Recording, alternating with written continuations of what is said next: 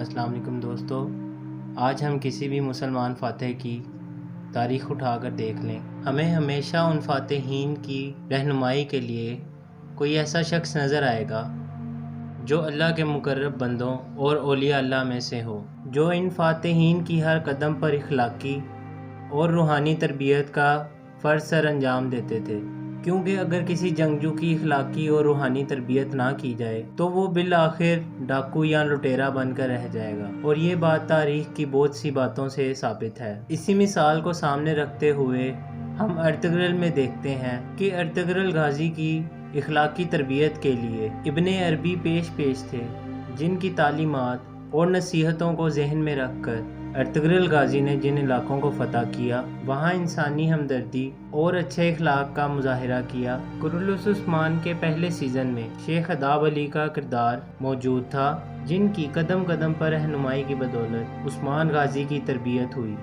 اور شیخ اداب علی اور عثمان کے روحانی تعلق کا ذکر تاریخی طور پر بھی موجود ہے۔ قرولوس عثمان کے دوسرے سیزن کے اندر ایک اور کردار کی انٹری ہوئی ہے جن کا نام کمرال ابدال ہے، اور آج ہم انہی کے اوپر بات کریں گے۔ کمرال ابدال کا نام سلطنت عثمانیہ میں قابل ذکر ہے۔ ان کا ذکر ترکی زبان میں تاریخ کی دو مشہور کتابوں میں آیا ہے۔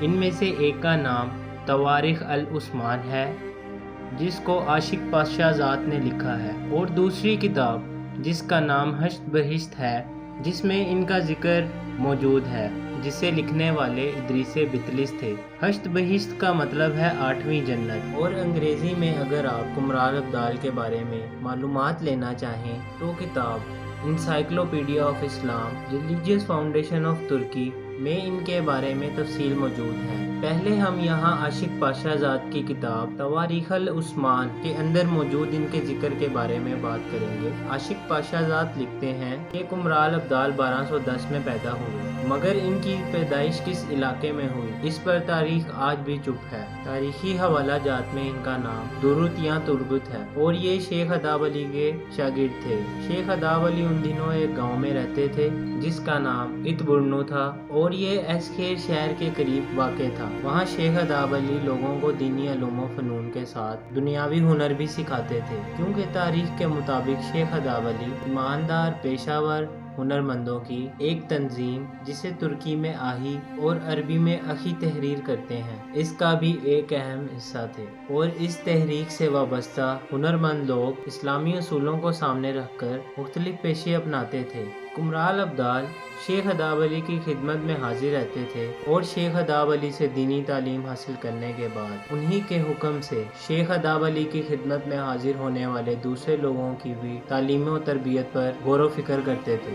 ایک بار جب عثمان شیخ اداب علی کی درگاہ پر سویا تو اس نے ایک خواب دیکھا کہ ایک چاند شیخ اداب علی کے سینے سے نمودار ہوا اور عثمان کے سینے میں اتر گیا، اور ایک درخت جو کہ اس کے پہلو سے نمودار ہوا، اور وہ بڑھتا ہی چلا گیا یہاں تک کہ اس کی ساری شاخیں بحر و بر تک چھا گئیں۔ درخت کی جڑ سے نکل کر دنیا کے 4 بڑے دریا بہہ رہے تھے، اور اس کی شاخوں کو 4 بڑے بڑے پہاڑ سنبھالے ہوئے تھے۔ اور جب عثمان نے یہ خواب شیخ اداب علی کو سنایا تو کمرال ابدال بھی وہیں موجود تھے، اور شیخ اداب علی نے اس خواب کی تعبیر ایک سلطنت قائم ہونے کی خوشخبری کے ساتھ عثمان کی طرف کمرال ابدال کے ذریعے ہی بھجوائی۔ اور جب عثمان نے کمرال ابدال سے یہ خوشخبری سنی کہ وہ ایک سلطنت کی بنیاد رکھیں گے تو عثمان غازی نے اپنی تلوار اور پیالہ انعام کے طور پر کمرال ابدال کو دے دیا۔ سلطنت عثمانیہ کے مشہور مورخ ادریس بطلسی کے مطابق کمرال ابدال ایک درویش انسان تھے جو کہ کفار کے خلاف جہاد میں بڑھ چڑھ کر حصہ لیتے تھے، اور یہ سلطنت عثمانیہ کے قیام سے پہلے ینی شہر میں رہتے تھے۔ انہیں عثمان کے بارے میں کشف ہوا کہ یہ انسان ایک اسلامی سلطنت کی بنیاد رکھے گا، اور اس کے بعد انہوں نے عثمان غازی کے ساتھ جنگوں میں بڑھ چڑھ کر حصہ لیا۔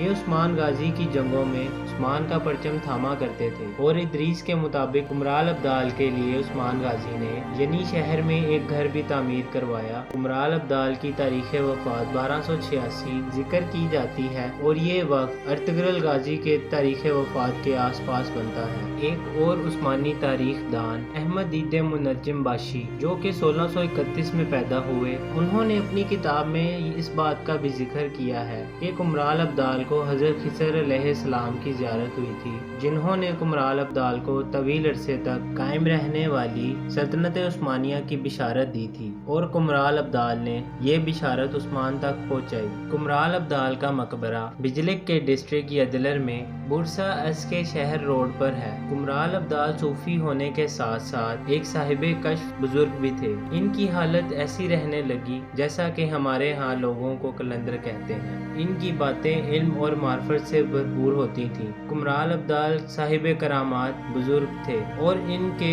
کرامات کا ذکر تاریخ میں بھی ملتا ہے۔ وہ کئی بار ایسی باتیں کہہ جاتے جو عام لوگوں کو سمجھ نہ آتی، مگر وہ علم و معرفت سے بھرپور ہوتی تھیں۔ کمرال ابدال کے نام پر ترکی میں کئی مقامات کا نام بھی رکھا گیا ہے۔ کمرال ابدال ایک واقعی میں تاریخی شخصیت ہے اور سلطنت عثمانیہ میں ان کی بہت اہمیت ہے۔ امید کرتے ہیں آپ کو ہماری معلومات سے بہت فائدہ ہوا ہوگا۔